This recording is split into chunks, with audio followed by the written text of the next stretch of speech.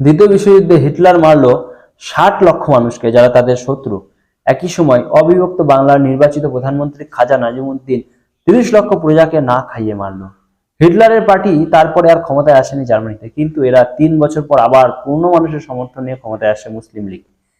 এটা বাংলাভাষী মুসলিমদের তাদের ধর্মের প্রতি আনুগত্যের প্রমাণ, যা আজ ইতিহাসে হিটলার ভিলেন। কিন্তু সারাওয়ার্দির বাড়ি একেবারে কলকাতার 7 রাস্তার মোড়ে, যার সংরক্ষণ করে আমাদের সরকার আমাদের টাকায়।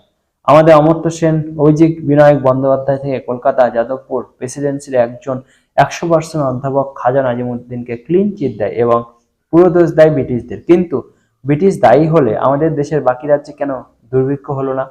কেন কুচবিহার বা ত্রিপুরার হলো না? উত্তর নেই আমাদের বুদ্ধিজীবী সাংবাদিকদের। এরপরে স্বাধীনতা পাকিস্তানের দ্বিতীয় ও পঞ্চম প্রধানমন্ত্রী হন এরা। প্রধানমন্ত্রী হয়ে ভাষা আন্দোলনের হাজার হাজার মানুষের উপর অত্যাচার করে বাংলার এই প্রাক্তন প্রধানমন্ত্রী, আর সম্পূর্ণ রোষ গিয়ে পড়ে বাংলার সেই নারীদের। এরপরেও আনন্দবাজার, যুগান্তর, বর্তমান, আজকাল এইসব এবিপি, আনন্দ, 24 ঘন্টা, এক সময় বকে বাঙালি মুসলমান নাকি পৃথিবীর সবচেয়ে সেকুলার জাত।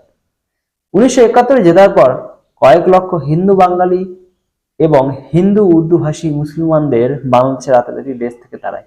যারা আজ খিদিরপুর মটুয়া ব্রিজে থাকে, আমি যদি খুব ভুল না করি ববি হাকিম সম্ভবত এদের একজন। কিন্তু এদেশের হিন্দু ভাষী উর্দু ভাষী মুসলিমরা কিন্তু কখনো বাংলা ভাষী মুসলিমদের তাড়ায়নি, বরং সব সমর্থন দিয়েছে।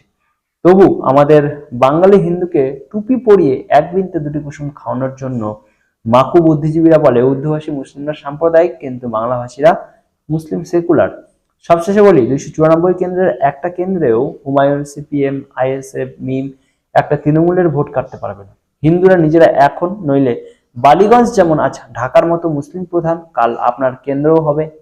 এখন সঠিক ইতিহাস পড়ুন, বাংলার ইতিহাস জানুন, তবেই পরিবর্তন সম্ভব।